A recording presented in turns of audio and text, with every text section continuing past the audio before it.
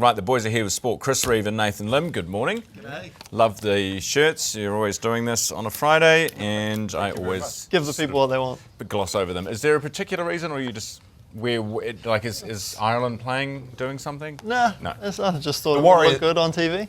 Yeah, the Warriors do have their first pre-season game though Ah. this weekend, so that's all starting to ramp up Okay, NRL. it's come with meaning. Yes. There we go. Maybe next week I'll do a meeting. Right, let's start with SailGP. Chris, getting underway tomorrow. We had some of the black foils in this week. They're obviously a little bruised and wounded. What are you expecting? Yeah, I'm expecting them to get through the weekend, hopefully. Their boat will be back on the water from the last update we had, which is, the first step. They come in 10 points behind where they need to be or where they could have been.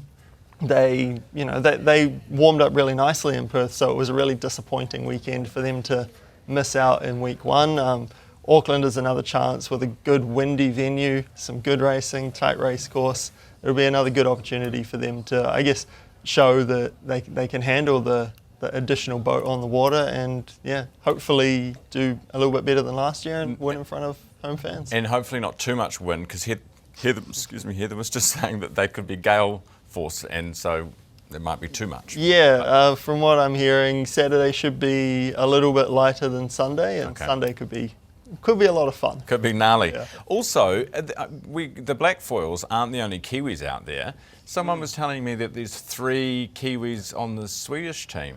Yeah, the Swedish team, if you don't like the Black Force for whatever reason, Kiwi fans could support the Swedish. So they have Andy Maloney as the flight controller and Brad Ferrand as grinder.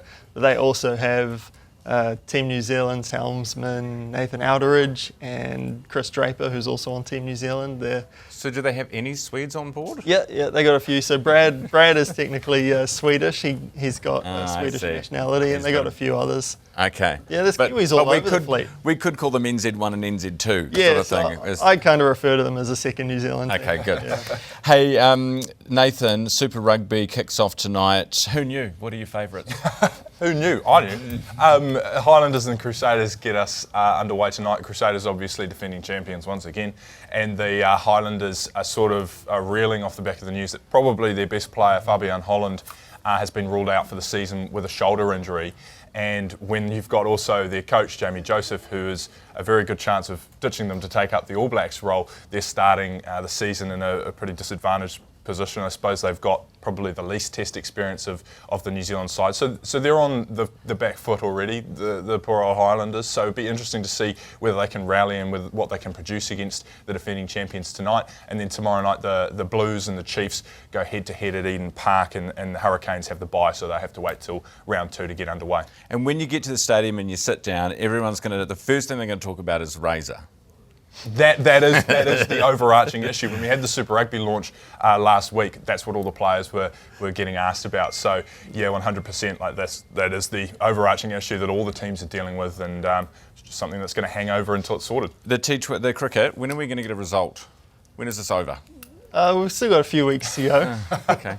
Black Caps You're next not game is enjoying on it? Sunday. The Black Caps are doing so well. They are. And Yeah, they no, got they South are. No, Africa that's next, good. which will be a great game. Unfortunately, it's at, I think, 2:30 a.m. New Zealand time, which, not And ideal. then how soon after the World Cup wraps up do they start playing something else? I don't actually know Be that like one.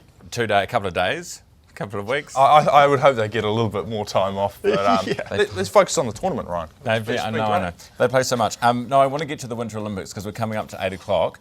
But we're probably not doing it at this point as well as we sort of had hoped that we would do. We're only one medal away from our best ever, from tying our best ever medal haul. I think we've gone pretty well. So this far. is good. This is a good this result. This is good. Okay. We've got another medal chance up in the half pipe, I think, tomorrow. Cam Melville-Ives, he's definitely a chance of a podium. And then next week we've got a lot more opportunities. So Zoe Sadowski-Sinner's back in action, Luca Harrington's back in action, Finn Melville-Ives, who's world champion in his discipline, he's up. So we've still got a few more to come, and I think it's been quality start so far. And did you guys see Snoop Dogg liking our haka? That's a really...